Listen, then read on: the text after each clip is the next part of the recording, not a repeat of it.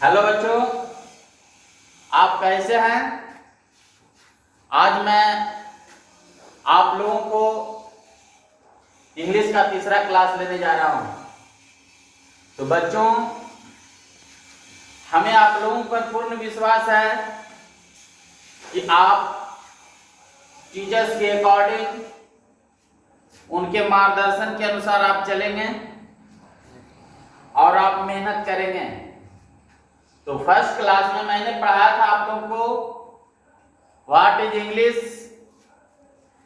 And second class में मैंने आप लोगों को पढ़ाया कि why should we read English, और मैं थर्ड क्लास में आप लोगों को पढ़ाने जा रहा हूं how should we read English.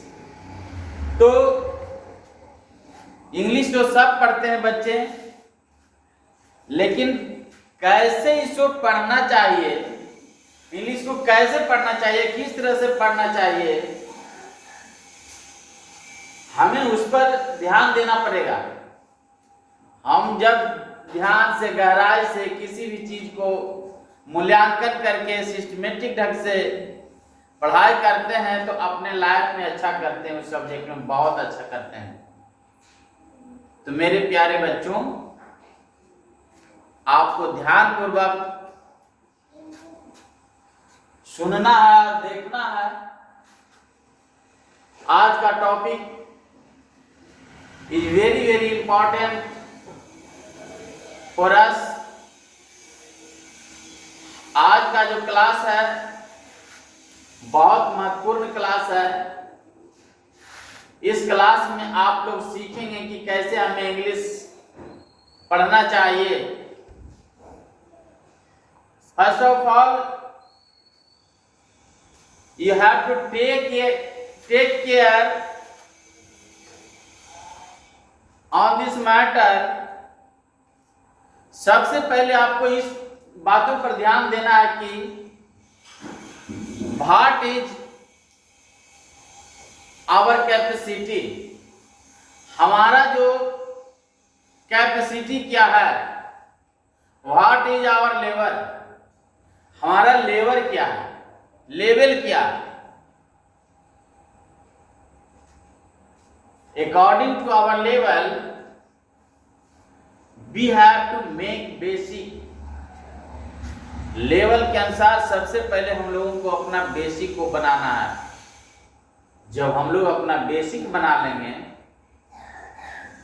तो बेसिक पर ही आधारित सब कुछ होता है। क्योंकि आप जानते हैं कि हम लोग जिस घर में रहते हैं उस घर का कुछ बेस और रहता है, और वो मकान जो बना हुआ रहता है बेस पर आधारित रहता है। जिस मकान का बेस बढ़िया रहता है, अच्छा रहता है, तो भूकंप बड़ा से बड़ा भी आता है तो घर है जो गिरता नहीं है और हम लोग को सुरक्षित रखता है। तो हमें ध्यान देना है। आज का टॉपिक, आज का क्लास में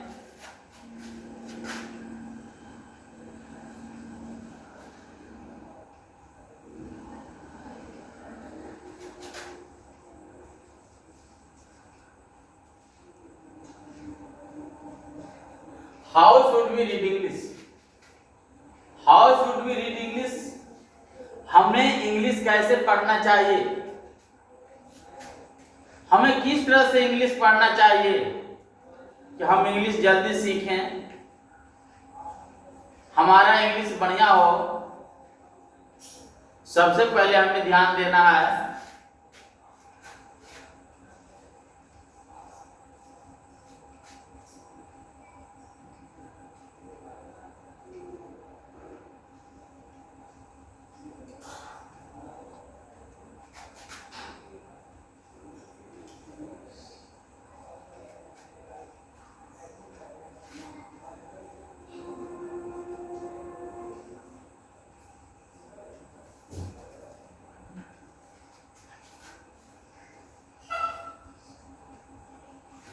सबसे पहले हमें अपने बेसिक के अनुसार ध्यान देना है, पढ़ना है। हमारा जो बेसिक जिस लेवल में रहेगा उसी लेवल से हमें अपने आप को उठाना है ऊपर।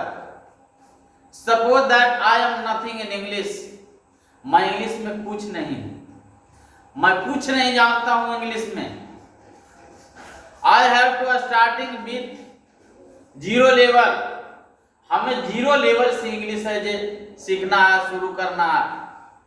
Then first of all we have to learn ABCD, capital ABCD and a small ABCD. After this we have to learn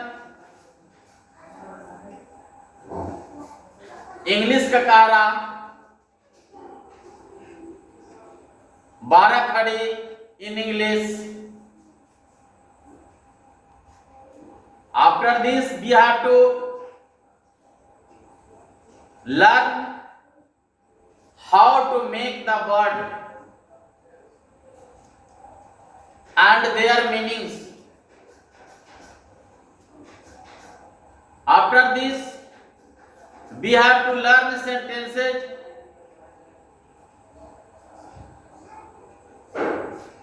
After this we have to start with parts of a speech.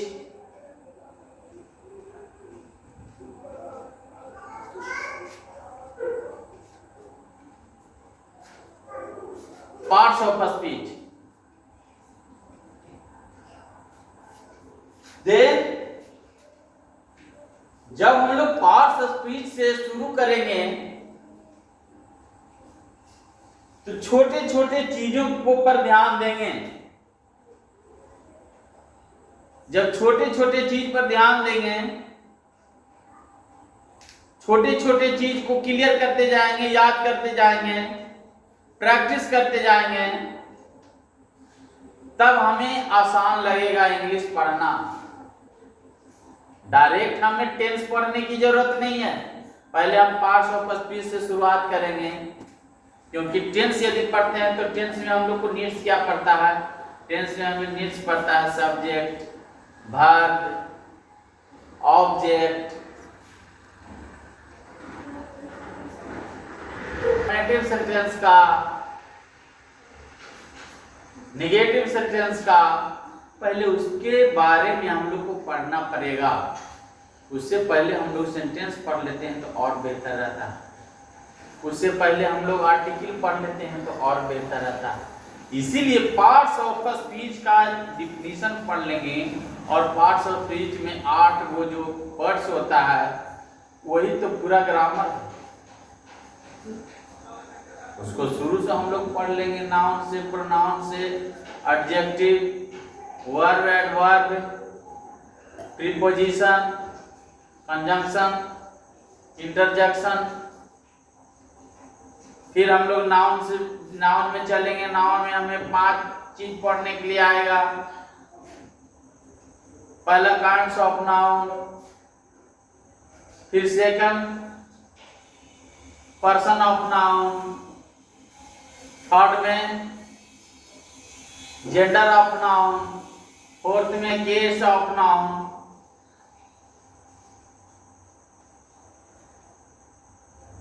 Fifth में number of noun. जब हम लोग इतना noun chapter में इतना पढ़ लेंगे तो हमारा इंग्लिश बहुत आसान लगेगा। हमें सेंटेंस पर ध्यान देना है कि जो भी हम सेंटेंस लिखें वो गलत नहीं हो, अर्थहीन नहीं हो, मीनिंगलेस नहीं हो, मीनिंगफुल होना चाहिए। यदि सेंटेंस को हम लोग बनाना सीख गए तो हमारा इंग्लिश आसान हो जाएगा। तो ध्यान देना है कि we should read English according to our basic. पहले हमें अपना बेसिक पर ध्यान देना। Basic is very necessary for us as plinth base of the building is very necessary for building. जैसे बिल्डिंग के लिए उसका बेस जरूरी होता है, उसी तरह से पढ़ाई के लिए, इंग्लिश सीखने के लिए हमारा बेस जरूरी है। Understand? We should read English according to our basic. We should read in increasing way. In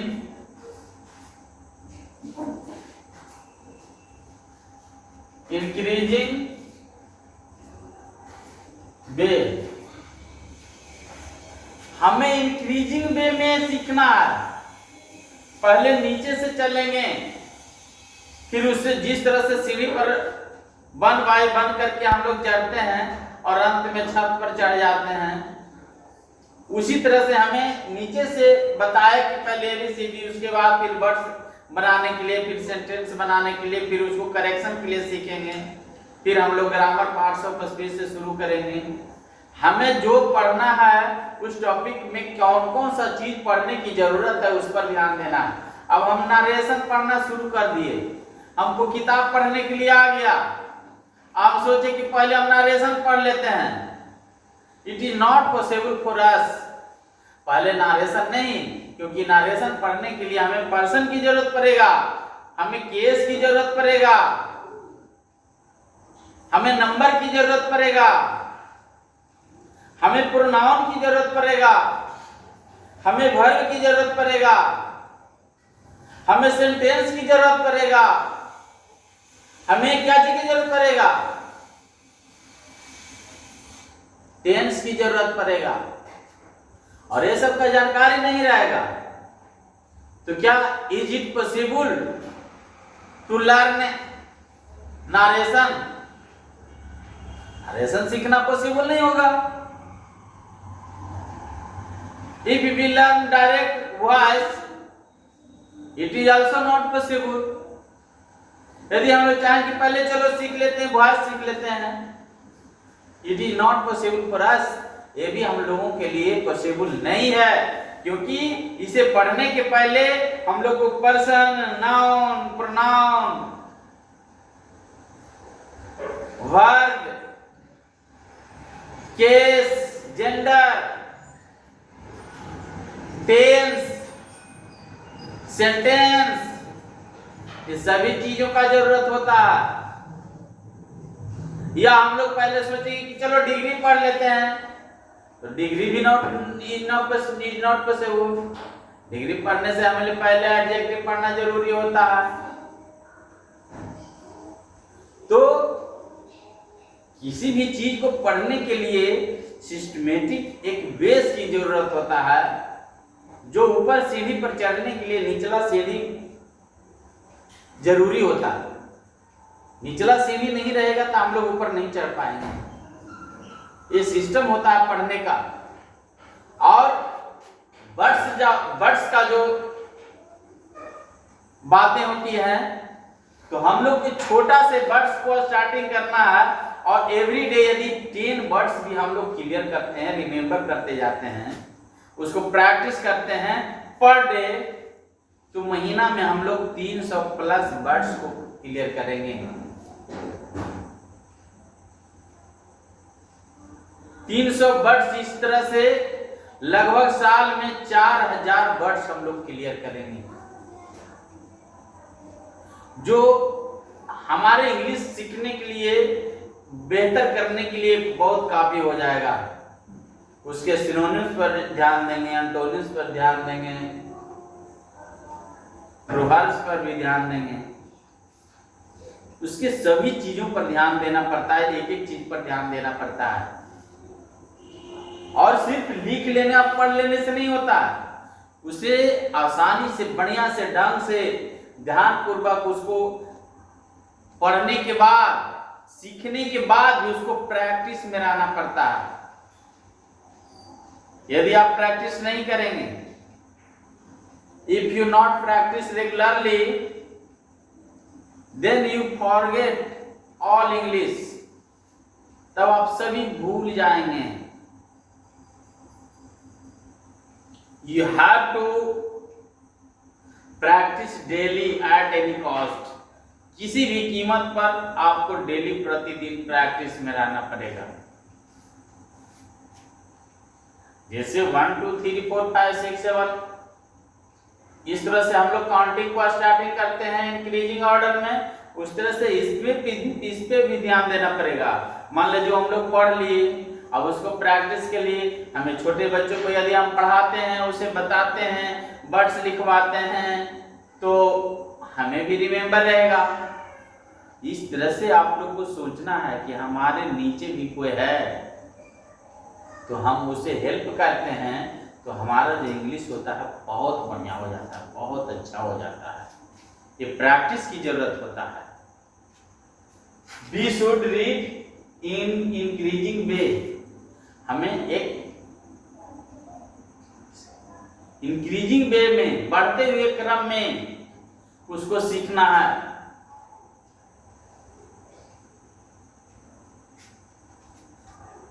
we should read in systematic वे,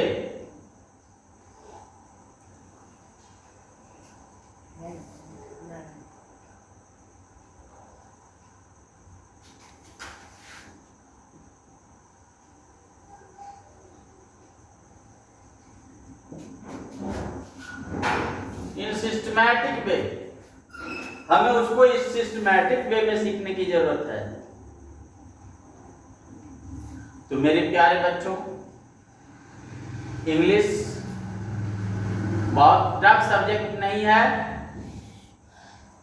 और इंग्लिश नहीं पढ़ने वालों के लिए आसान भी नहीं है। जो इंसान अपने दिमाग में एक बार एडजस्ट कर लेगा, we have to learn at any cost English, हमको इंग्लिश सीखना है किसी भी कीमत पर, वी विल श्योर लर्न, हम लोग अवश्य सीख पाएंगे। If we never we practice, हम लोग कभी नहीं इसको प्रैक्टिस करेंगे, then will be very difficult for us, तब हम लोगों के लिए बहुत क्या होगा, कठिन होगा।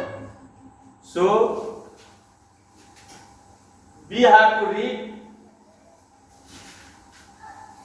With honesty at any cost, हम लोग किसी भी कीमत पर ईमानदारी से इसे पढ़ने की जरूरत है। यदि हम लोग ईमानदारी से इसको नहीं पढ़ते, मेहनत नहीं करते हैं, तब हम लोग वो कोई अंग्रेजी सीखना संभव नहीं है। तो इस तरह से सभी बच्चों से मेरा रिक्वेस्ट रहेगा कि आप उज्जवल संस्कार स्टडी में जल्द से जल्द जुड़िए। आपको मैं बहुत सारे प्रकार का लाभ देने वाला हूं। पहला तो कि आपको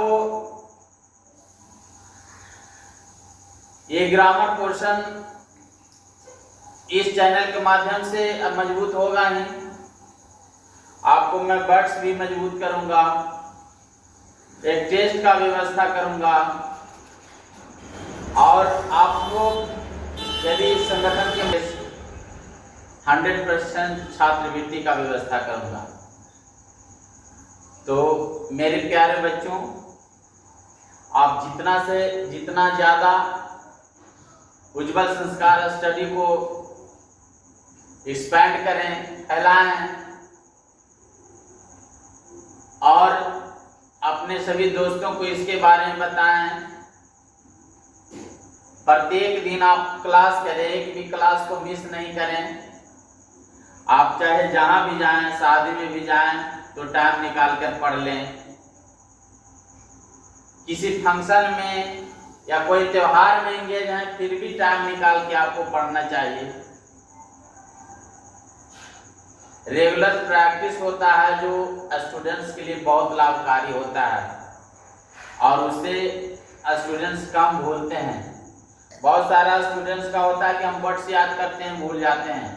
आप वर्ड्स याद करते हैं, भूल जाते हैं, इसका कारण है कि आप वर्ड्स याद करके उसे छोड़ देते हैं। उसे पुनः आपको दोबारा माइंड में लाना है, उसको देखना है, एक दूसरे को बताइए, याद करिए, उसको रिपीट। जब तक रिपीट नहीं होता है तब तक सभी लोग भूलते हैं। कोई भी ऐसा नहीं इंसान है जो नहीं भूलते हैं, सभी भूलते हैं। हम भी भूल जाते हैं, आप भी भूल जाते हैं। अच्छे अच्छे इंटेलिजेंट पढ़ने वाले स्टूडेंट्स हो या टीचर हो, सब भूलते हैं। ये सब प्रैक्टिस की जरूरत होता है, पढ़ाई प्रैक्टिस की जरूरत होता है। आप मन से पढ़ाई करें। फिर मैं जब ग्रामर स्टार्टिंग करूँगा तो ग्रामर भी स्टार्टिंग करूँगा और ट्रांसलेशन भी मैं स्टार्टिंग करूँगा। मैं 20 से 25 ट्रांसलेशन प्रतिदिन दूंगा, जो आप लोग को बना के लाना है और मिलाना है। आप उसमें देखिएगा कि कैपिटल लेटर, स्मॉल लेटर और पंक्चुएशन पर आपको ध्यान देना है। ये सब चीजें पर ध्यान आप दे देंगे तो ऑटोमेटिक आपका इंग्लिश बढ़िया हो जाएगा। फर्स्ट लेटर, कैपिटल लेटर कहाँ प्रयोग किया जाता है? ट्रांसलेशन में आपको हम जैसे ही ट्रांसलेशन बताएंगे, प्रत्येक दिन 20 से 25 ट्रांसलेशन देंगे, हम बोर्ड पर देंगे, उसको आपको बनाना है। अगले दिन उसको क्या करना है कि मिला लेना है, अपने से उसको मिला लीजिए। हम वर्ड्स 10 वर्ड्स प्रतिदिन देंगे, उस वर्ड्स को आपको रिमेम्बर कर लेना है। और रिमेम्बर ही नहीं करना, उसका सेंटेंस बनाइए। आप जो मैं वर्ड्स आपको देता हूँ उस वर्ड्स का आप सेंटेंस बनाइए, क्योंकि सेंटेंस तो हर तरह से बनाया जाता है। एक सेंटेंस तो एक वर्ड का होता नहीं है। मान लें मैं एक सेंटेंस बना दूंगा तो उससे तो आपको काम चलेगा नहीं। जब तक आप अपने आप को उसमें ढालेंगे नहीं, आप उसको प्रयास नहीं करेंगे, वर्ड्स में बदलने का प्रयास नहीं करेंगे, वर्ड्स को सेंटेंस में बदलने का प्रयास नहीं करेंगे, तब तक आपका रिटन बढ़िया नहीं होगा। तो इस तरह से हम लोग प्रत्येक क्लास में मिलते रहेंगे और फिर हम आप लोगों के बीच में मिलते हैं अगले क्लास में। जय हिंद मेरे प्यारे बच्चों।